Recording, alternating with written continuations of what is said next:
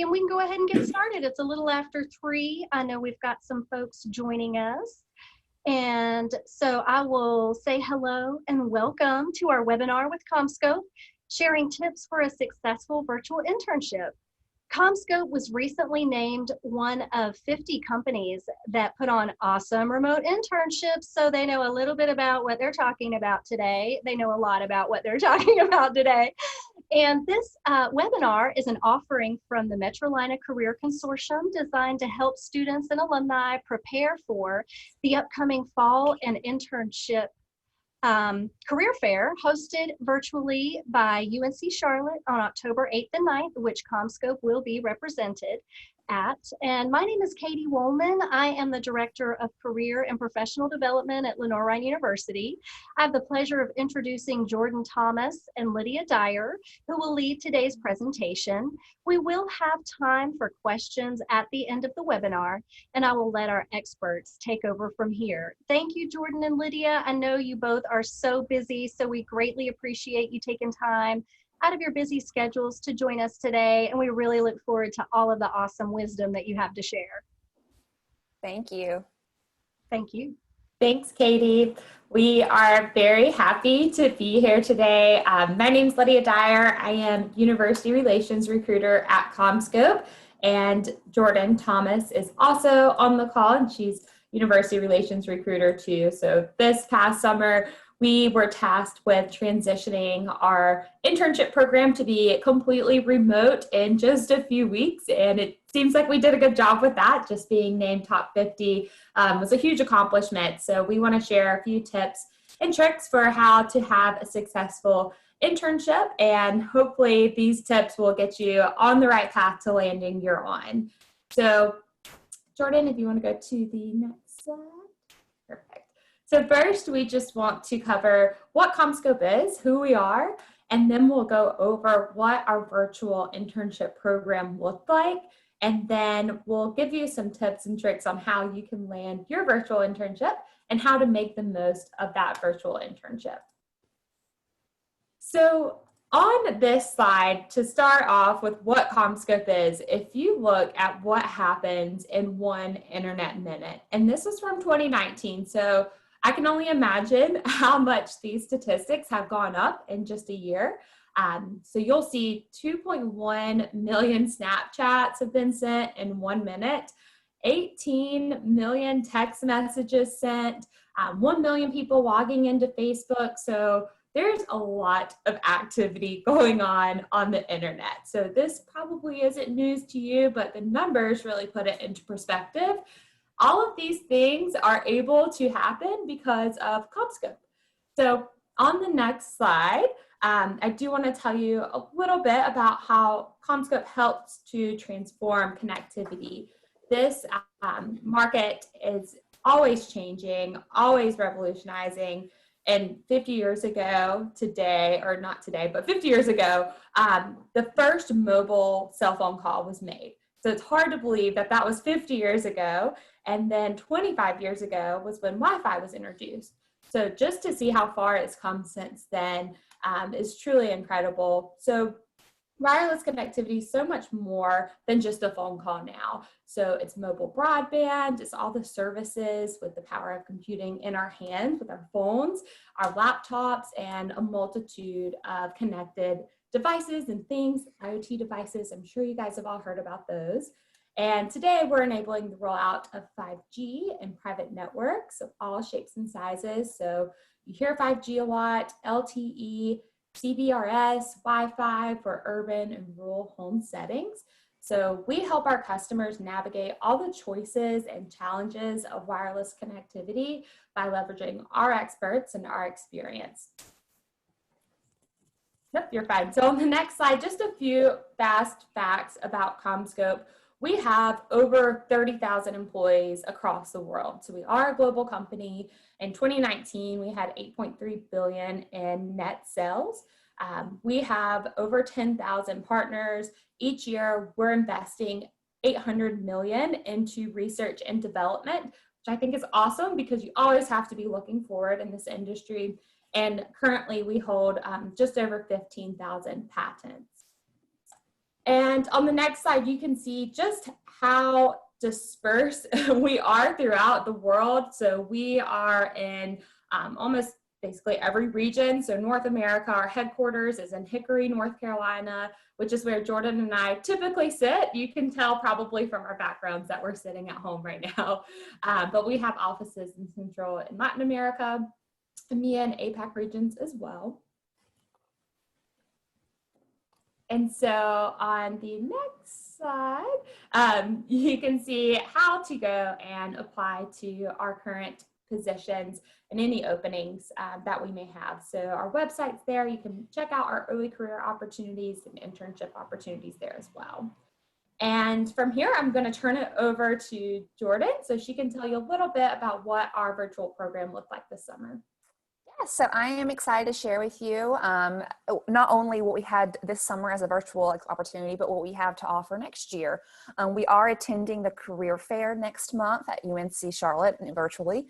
And I understand that most of the schools on this call, or all the students on this call attend schools that are part of, invited to that career fair. So hopefully we'll have a chance to connect with you. Our internship program, we offer competitive compensation. And so we don't have our interns, we don't pay them to make coffee and bring coffee and make copies. We give our interns a meaningful educational experience to become CommScope brand champions so that they have opportunities, so that we have opportunity to evaluate them with future employment in mind. It is a 12-week program in the summer designed to provide college students invaluable work experience by completing those challenges. And we also offer opportunities to grow and develop technical and professional skill sets. So this summer, I guess, as Lydia mentioned, we were kind of told, okay, you know what? We have all these interns coming. We're not going to tell them that we're canceling. We're CommScope. We're the internet. We need the internet. So let's make this work. And so we were able to turn all of those virtual opportunities. We were able to turn all those internship opportunities into virtual, which is great. We had great feedback from that. 100% of our interns reported that they knew what was expected of them, and then 100% reported that they felt supported. So we, as Lydia and as Katie mentioned, we were featured on Ripple Match as 50 companies that put on awesome remote internships. And here is a layout of where most of our opportunities lie as far as internship goes, opportunities. Now keep in mind that, just because 2020 was virtual doesn't mean 2021 will be. We're hoping that's not, but we just don't know. But if it is on site, these are opportunities. As you can see, we have a pretty large presence in North Carolina. We have facilities in Catawba, Claremont, Greensboro, Cary, and Hickory, North Carolina. So always looking for interns in those facilities. But if you're from a different area, we do have opportunities all the way out in Silicon Valley and up north. Typically, departments that hire: Office of the CTO, engineering, IT, supply chain, marketing, corporate communications, legal, finance, accounting, and sales. So whether you're getting a degree in HR or a degree in mechanical engineering, we typically have an internship opportunity available. A few fun aspects of our internship opportunities. We do have a structured goal setting and evaluation. So that you understand what is expected of you as an intern, and you can set goals for your manager so that they understand, what you're hoping to get out of your experience. We have an executive speaker series, which is when the interns get to actually sit down, and if it were seated, they would have lunch or through WebEx. This year it was all through WebEx with some of our executive speakers. So that includes our CEO, Eddie Edwards, our founder, Frank Drendel. They also met with some of their, we have locations all across the US, and so we invited a leader from each of the those locations to sit in small groups with our interns. So being able to get that kind of exposure so early on in your career and hear from those executives, how they started their career, how they got to where they are, and lessons learned was just invaluable, and is always a favorite. We also had a chance to have our interns get together for a former intern and current employee networking event. So they got to share, how did you land, the dream? You made the dream come true of, turning your internship into a full-time gig. What did you do to get that? And so how did you help build those connections? And then we did offer professional development series. So that would include things like a LinkedIn workshop, a resume building workshop. We had a presentation skills training, how to present. And then some of the more networking opportunities would be, this summer we had virtual game nights. So we had virtual trivia, we had some coffee and lunch dates. And then the picture you see on the right, whenever we are able to be on site, we like to take our interns on a field trip. So CommScope actually manages the technology at the Bank of America Stadium in Charlotte. And so that is where we take our North Carolina interns. Depending on where you are, if you are in Texas, you get to go see the Dallas Cowboys Stadium because we manage their technology. And in Chicago, you get to go to the O'Hare Airport because we manage their technology. So did not get to do that this year. So I'm already looking forward to hopefully getting to go next year. Because I'm excited to see, how CommScope works at those large venues.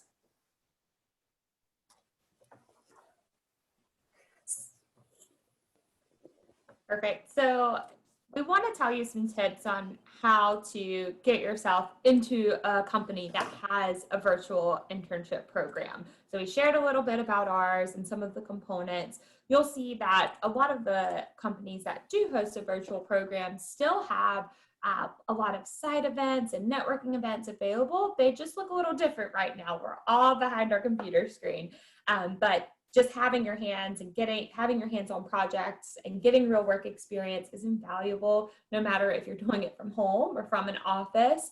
So a few tips before you start your search. If you go, and this applies for a job as well, but especially for an internship, you don't just go and start applying for every open position, right? You want to do a little back end work beforehand. So the first thing you need to do is look at your personal brand. What is it and how can you help form it? Next, you want to take some time and spend it on your LinkedIn profile. And then, oh, sorry, Jordan, you can go back. I was just still on the other side. So you want to take some time on your LinkedIn profile and then your resume. And then once you start applying for jobs, you secure that interview, you can start prepping for that interview. So we'll dive into each of these a bit further. So a personal brand, what is it? So your personal brand is you. If you ask Katie who you are, she might have a different response than what your mom might say you are, or what your best friend might say. So your personal brand is all of these components wrapped into one statement. So you want to take your passions, your personality, any skills that are going to separate you from the rest of your network, your accomplishments, and your experience, and let that shape a personal brand.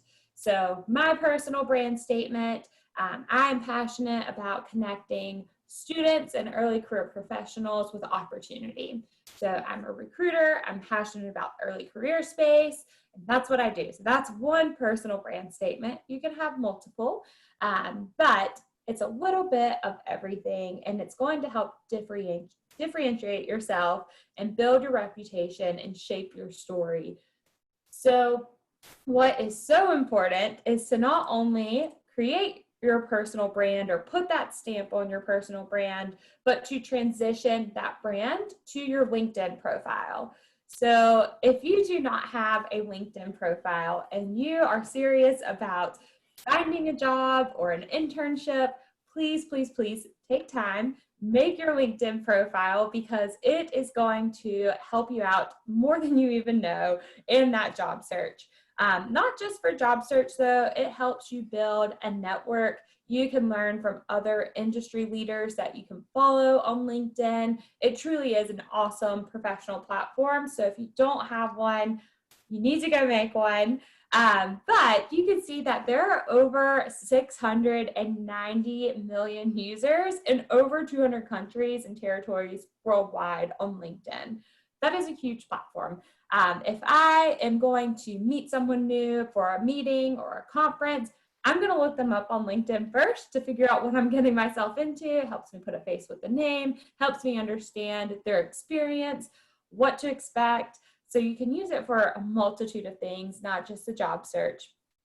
But on your LinkedIn profile, you can differentiate yourself from others who are in the same industry and others that may hold a similar role as the one that you do. So there's probably dozens of communications majors or dozens of software developers. But what is it that's going to set you apart? Are you a passionate software developer? So you want to make sure you're using that personal brand on your LinkedIn. There are a ton of online resources, especially right now. I saw a ton go out at the start of COVID that you can use, and a lot of them are free right now, which is also a huge plus. I highly recommend take a screenshot, write it down, open it up on your computer now, save it for later. But looking at the Rock Your LinkedIn profile, it is a LinkedIn learning course. It is free. And it walks you step by step on your profile and how to build it out. So I recommend taking time to do that. I promise you it is going to pay off in the end. So on the next slide, your professional and personal brand are important and they matter. A few reasons why they do matter and why they aren't so important is because it explains who you are. It provides proof and it helps build your network. So whether you know it or not, you already have a personal brand. You want to take ownership of that and you want to have control of it. So you can also see here that 70% of employers use social media to screen candidates. So this is up from 11% in 2006.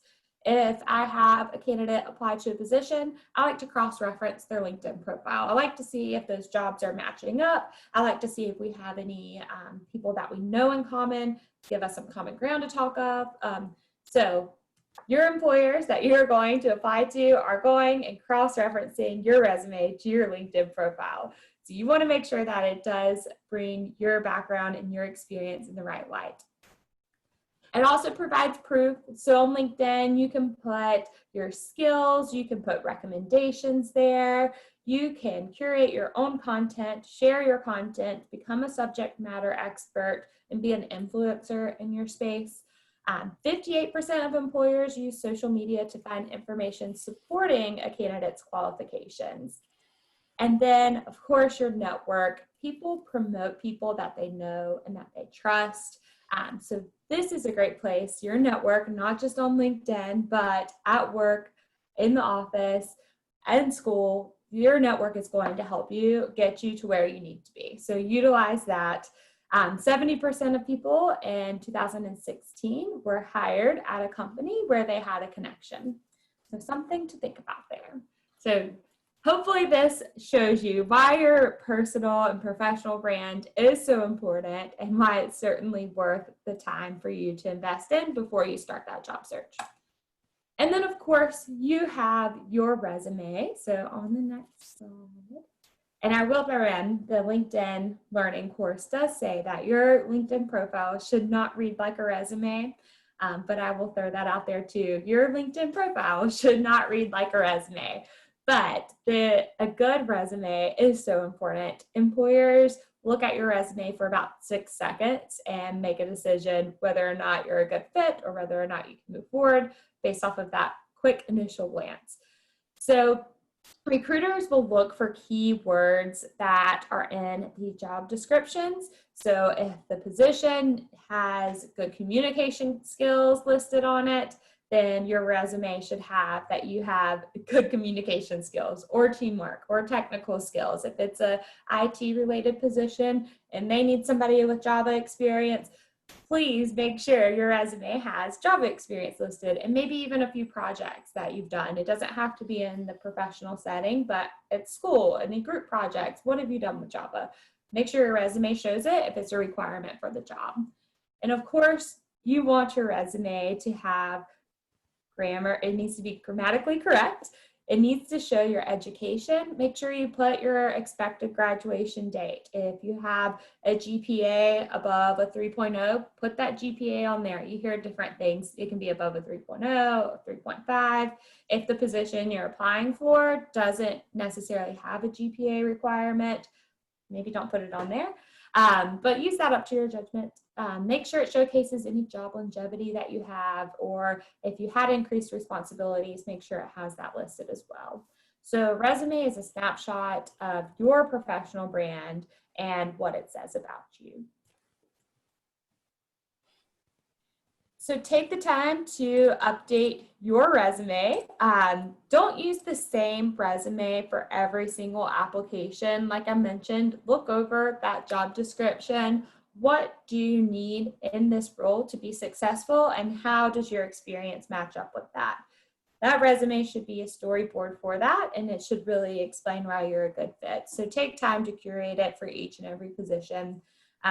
Make sure that the resume and your experience does also match for the job that you're applying for. You don't want to go and apply for a senior director of XYZ if you're an early career professional. You want to find some positions that match up well. Anytime you get a new certification or an accomplishment, or you're taking a new course that is related to what you're looking for in an internship, make sure you have it listed on your resume. I was just in a very interesting conversation yesterday when someone asked, if my internship got canceled because of COVID, do I still put it on my resume? So I've heard a lot around this, and I say yes, still put it on there, because it is hard to land an internship, especially right now. And it's almost a huge accomplishment that you should be proud of, but you want to make sure that it was clear that it was canceled or your offer was rescinded. But maybe add into your cover letter or somewhere else on your resume what you did instead of that internship. Were you volunteering? Were you taking a new course, getting a new certification? Add those things in then.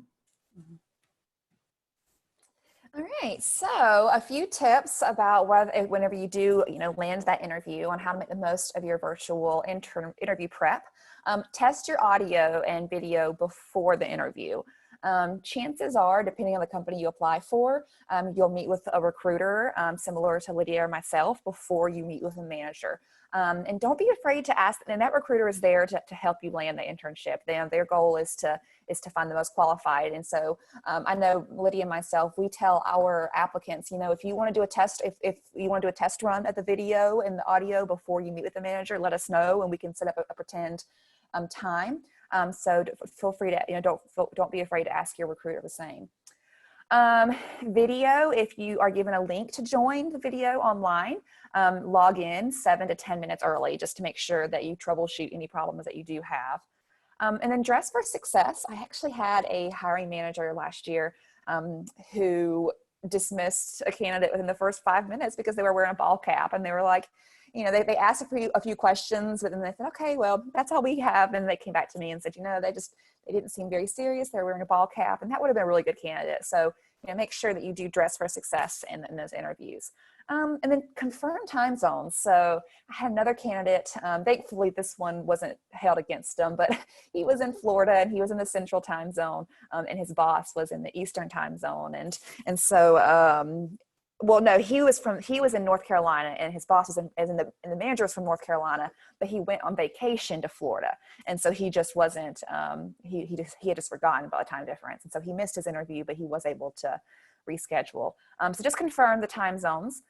And then research the company. I can always tell, who has done their research, who has, read our values, who's read our missions, know what the company does. And then practice common interview questions. So whether that's just with your friend, if it's in front of the mirror, read through those common interview questions that you see online and practice. If you have a school that has a career center, set up mock interviews there. And then finally, this is one of my favorite tips, is to use the job description to create your own questions and then practice. So for example, if the job description, let's say that you're applying for a job in sales, and it talks about how they would like for you to oh gosh, an interview, and the job description would be like meet with potential clients. You know, create a job description or create a question that you might get asked during that interview. So the question that you might get asked is, you know, how do you interact with, or how do you interact with potential clients, or have you, or do you have experience selling products? And then prepare your questions. Actually write them out so you can practice. And then I do just want to give a plug for all of the schools in this consortium. Their career centers, I know they have them, and you know, you are paying tuition not just for the classes, but you're paying tuition for all the services that school offers, including the career center. And it is a huge difference, the resumes that we see of those who have gone by the career center to get them looked at. They can help make sure that you're putting relevant items on your resumes in the right format, and that you're getting your resume in the best, your resume, it takes up, the real estate is used wisely, and it's not just a piece of paper. And then finally, let's say that you do get that virtual internship. So how to make the most of that virtual internship. Complete the typical morning routine. So I know it's so hard or tempting to just say, oh, I don't have to be at work till 8. I'll just wake up at 7:55 and, you know, roll over and pull up my laptop. But, you know, waking up at your normal morning routine, whether that's 5:30 or 6 o'clock or 7 o'clock, to go for a run and then take a shower, whatever your morning routine is, stick with it. It helps mentally prepare you for work. And then also create a productive work environment, whether that is on the kitchen table, whether that's on a designated work desk. You know, if you work on the couch or the bed, it's going to set yourself up for distraction. So find a place where it's quiet. Set a schedule. So lay out your responsibilities for the week or the day, and actually on your calendar, map out time. You know, if you have to put together a proposal and it's due on Friday, then on Tuesday afternoon from 1 to 3, schedule yourself 2 hours to, you know, get started on that proposal, and then schedule yourself on Wednesday from, you know, 9 to 9:30 to work on that proposal. So actually schedule time in your calendar. And then set goals with your supervisor. Our interns, we have that built in, but if you don't have if you land an internship that doesn't have built in opportunities to set goals, then take the initiative upon yourself. You know, ask to meet with your supervisor and discuss what you hope to get out of your experience, as well as your supervisor's expectations. Make sure that you write down your goals and then check in on them periodically. Turn on your video for meetings, so it's easier to do body language, and you want to get the most out of this experience, whether it's virtual or in person. If it was in person, chances are, if you had other interns in your group, you would have an opportunity to interact with them more, and so having the video on will give you that camaraderie that for having other interns as your peers. Take breaks. This is especially hard, I think, working from home, because it's easy just to kind of get laser focused. And sometimes if you're in the office, there will be people coming in and out of the office, and it's easy just to take a break and check in. Oh, how's your kids doing? But when you're at home, it's just you all day. And so it could be easy just to sit there for 9 hours. But it's in your calendar every hour, every 2 hours, schedule a 10-minute break to just get up and put a load of laundry in, get up, take a walk. And then the biggest one for sure is to schedule time with your supervisor regularly. You know, honestly, in the early days of your internship, ask your hiring manager or ask your manager, hey, can we just have a quick check-in every day at 9 o'clock, you know, just to make sure that I'm on schedule, I'm meeting your expectations. And then once you do get in the rhythm of your internship, then you can make that, you know, every week or every bi-week, weekly. And then finally, you know, connect with other interns. If there are other interns, schedule a lunch date, or schedule weekly online coffee chats. So it's, like I mentioned earlier, making those connections with other interns.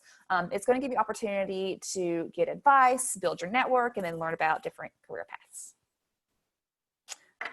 So if you do have any questions about a virtual internship, please feel free to reach out to universityrelations@commscope.com. That goes directly to Lydia and myself, and we are happy and we're excited to meet many of you next month at the career fairs. So thank you, Jordan and Lydia. I was taking notes furiously, learned a lot from all of that great information. And I so appreciate when we get to hear from folks who are actually part of the selection process, what works, what gets students through to a competitive site like yours. So thank you so much for all of that great information. And for our participants, feel free to type any questions in the chat or the Q&A feature of the webinar. And I've got some questions to get us started. You shared some really great tips for preparing for virtual interviews.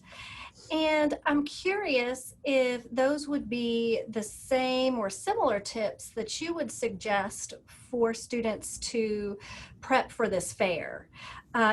Career fairs virtually, they're certainly new to all of us. But as I was looking at those, I thought, oh, I think those are good, might be good to think of for the career fair as well, because it's a similar thing. You're making that first impression, but would you agree with that kind of comparison? Definitely. And a nice thing about virtual career fairs is that students get to be more selective, or actually do a lot more research beforehand too, and figure out who they want to talk to. So when you're in person, it's natural to walk around and see what everything has, or see what every company has to offer. But with it being virtual, you can really sit down and figure out your schedule and see where your time is going to be best spent. So before you go into a virtual career fair, make sure your roommate isn't playing Xbox all day and your bandwidth is going to be super low and you're cutting in and out. So still want to test that computer audio, your connection. You do want to dress for success. And we've been participating in some career fairs this week, and I have some people who are in t-shirts and some people who are in suits and ties. And to me, it doesn't matter, because I know we're all at home, and whatever you want to do is fine, but make sure you do look put together and presentable, whether that's in your favorite polo or your favorite suit, what have you. Just make sure you look presentable, but definitely research the company. These organizations are going to ask, so why did you schedule time to speak with me, or what excites you about this company? So make sure you have a good understanding of what they do, or at least what you want to learn more about from them. And yeah, and they're there to, it's cool because, like Lydia was saying, you sign up for the ones you want to see. And so you get like a little time slot. Like at first, whenever we started doing these virtual internships, I was like, oh, I'm not going to get a chance to meet with hundreds of people like I usually do. But just meeting with 20 or 25 people at these fairs, I'm getting like one-on-one interaction with them for 10 minutes. And so prepare your elevator pitch. Prepare, who you are. Be prepared to answer the question. Why did you pick this company to interview? What is it you want to do with your degree, and what is it you hope to get out of an internship experience? Those are my three go-to questions. So if I talk to you, expect those three questions. That's awesome. And I'm also glad that you reminded our attendees to take advantage of their career centers, because that is absolutely what we're here for. And I appreciate hearing that you as recruiters are also willing to coach students as you interact with them. I think that is something that our students may not be as aware of. They may be feeling like the pressure is on, immediately with the interactions with you. And I'm sure you're forming impressions and communicating that to managers. But I appreciate that you're taking a developmental approach with these students and saying, hey, I think you're a great candidate. Next time, get the lighting right, make up your bed in the background, or whatever it is you might need to tell them. Yeah. I think that shows something about your values as professionals and your company's values, which leads me to my next question. As our students are looking for internships, whether they're virtual or in person, as you mentioned, you posted interns for many years in the in-person setting. We don't know what next summer is going to look like. As one of the experts in the field for hosting college interns, what should our students be looking for when they're looking for internships, either in person or remote? What are some signs that the company is going to give them a positive experience?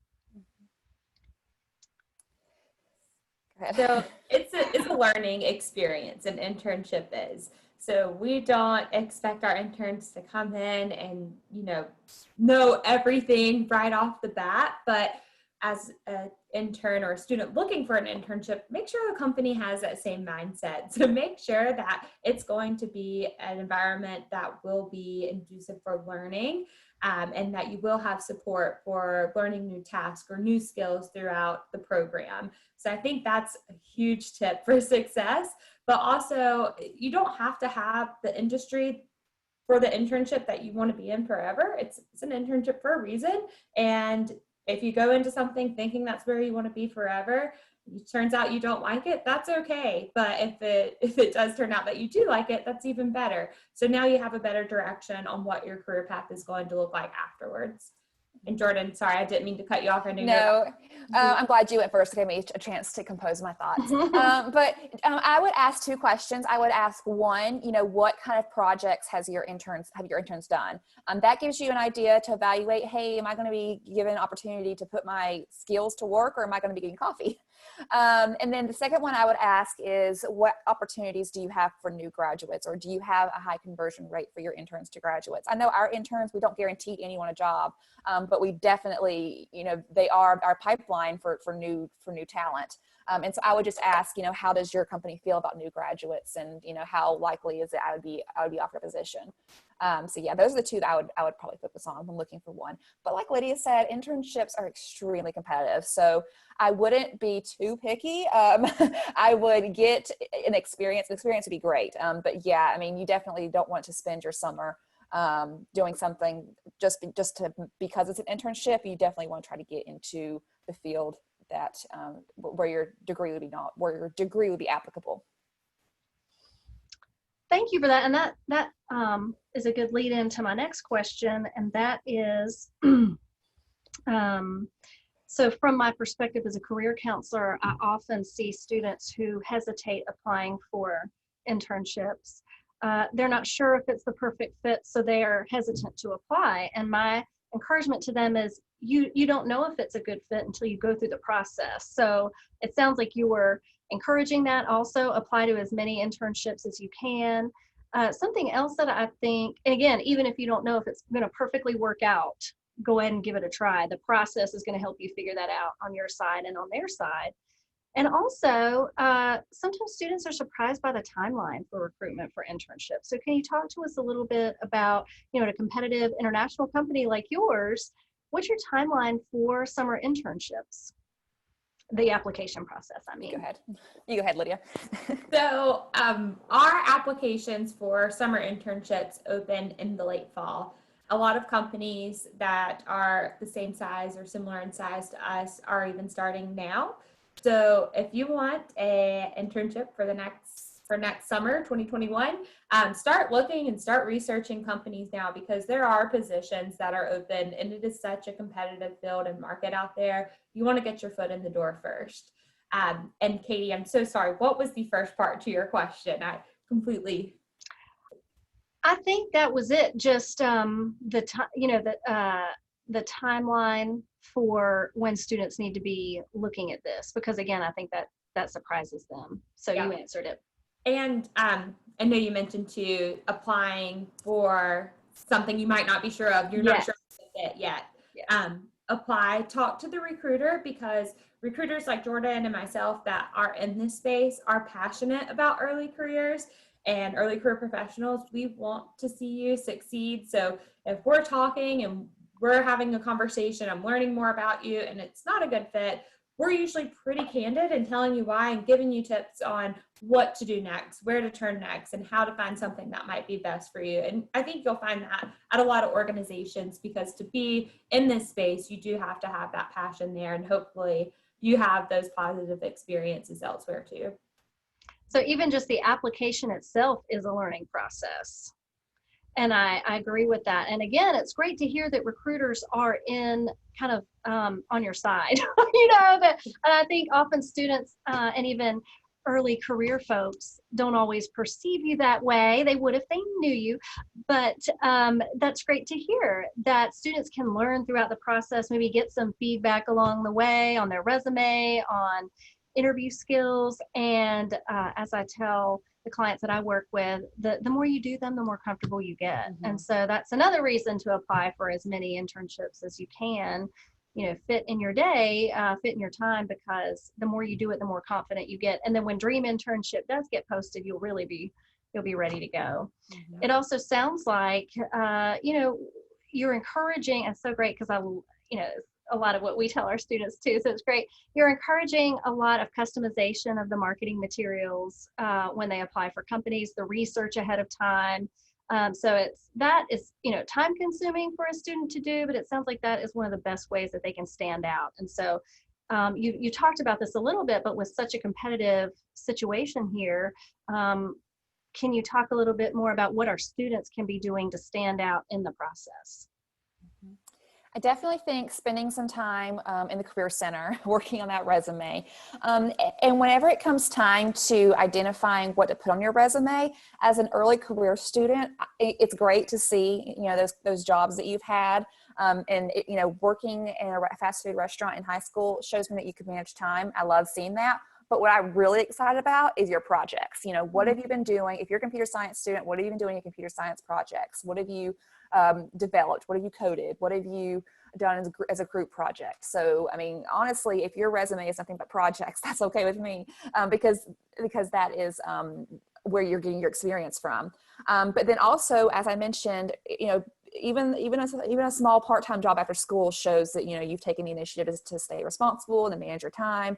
And I also look for leadership roles, and then, as Lydia mentioned, keywords. So what we do is we review those job descriptions, and a tip, and actually it just came to me, a tip that I found one day was to put the job description in a word cloud, and some of those words will become bigger, and so it's like, okay, well, those are kind of the words that I need to make sure I'm incorporating in my resume, because those are the ones that they're looking for.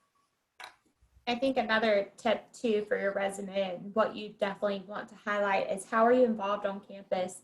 Are you in any clubs and organizations, or are you in a sorority or fraternity? What are you doing to show leadership skills or communication skills? Those are always so nice to see, even if you don't have a previous job or a previous work experience. These a lot of times are taken in lieu of those, and even volunteer work. So if you're volunteering around campus or in your hometown, managers love to see that. I love to see that. And 9 times out of 10, we're going to ask you more questions about what you were doing and the details of those roles, because a lot of those clubs and organizations almost function like a small company. It's like a small position that you hold with them. So make sure those are highlighted on your resume. It will certainly help set you apart from others. That's super advice. And again, something that I'm hearing from both of you is that our students shouldn't be intimidated to apply if they don't have lots of related experience on their resume. That's what they're coming to you for.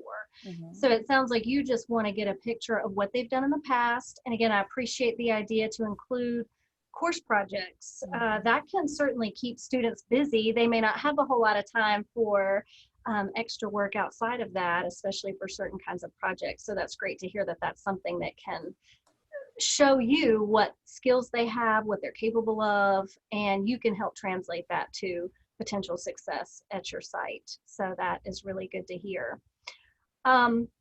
One quick question about CommScope specifically, and one of the internships that you listed. There was an internship with the Office of CTO. I just wanted to make sure I'm understanding the acronym. Is that Chief Technology Officer or Chief Technology Office? Is that what that referenced? It's the Chief Technology Office. So okay. IT positions will roll into this, but so will our strategy and market development positions. So our structure is a little, sometimes can be confusing, but a lot of those strategy positions will fall underneath that, as well as IT. Okay, thank you for clarifying that. And one last call for any questions. I'm making sure I don't miss anything. I also appreciate the emphasis on LinkedIn. I know working with our students at Lenoir-Rhyne University, and I'm sure a lot of universities find this, our students actually have longer than a page resume sometimes, even as a sophomore, even as a junior. And I heard a great tip from a recruiter years ago that I share that, keep it to a page, but put that LinkedIn URL on your profile, and then the recruiter can look at more details from there. Do you typically encourage students to submit a one-page resume for internships, or do you have a preference there? I think it's rare to see more than one pages for an intern. I have before, and I would just say if your resume is longer than one page, what is on there, is it actually very important to this position? Is it related to this position? If not, maybe take it off, leave it for the LinkedIn, put it in a cover letter if it's something you want to mention. Awesome, thank you. And I think I'll close us out, but I will remind the folks watching this, especially if you're watching live, that we also, our next webinar is about LinkedIn. So thank you for emphasizing the importance of that. We're going to speak with a Microsoft rep about LinkedIn. So they, again, are experts in this. LinkedIn Success Tips will be next, I think it's a Tuesday, September 22nd at 1. And in this similar format, we'll record it, we'll host it live and then record it for folks to access later. But we really want to set our students up for success, not only for this upcoming career fair, but for their career in general. And you all have really helped us do that today. So thank you again, Jordan and Lydia. And thank you to all the participants that are watching now and in the future. And again, I'll end with reach out to your College Career Center for any more details about the career fair or how you can get prepared. And again, just accessing that support system that is at your college or university to help you reach your potential for your career. That's what we're passionate about. That's what we want to do. We have relationships with recruiters like Jordan and Lydia. We can put you in touch with these folks. And I have to say, Jordan and Lydia are super responsive anytime I need anything, whether it's coming to an etiquette dinner or helping out with a webinar or just giving some advice. They mean what they say. They're very passionate, they're very responsive, and they've always got a lot of time, wisdom, and insight to share. So taking advantage of those relationships is a great idea for students as well. So thank you again, and we'll I'm sure our paths will cross very soon, probably virtually, but hopefully in person. Yeah. Again, thank you for having us. Yeah, thank you. Absolutely. Go Bears! I wore my shirt with Little Ryan. I used to work at. I went to Little Ryan as well. So those of you that are here. Thanks, Jordan. Go Bears. Yeah. Thank you. This is great.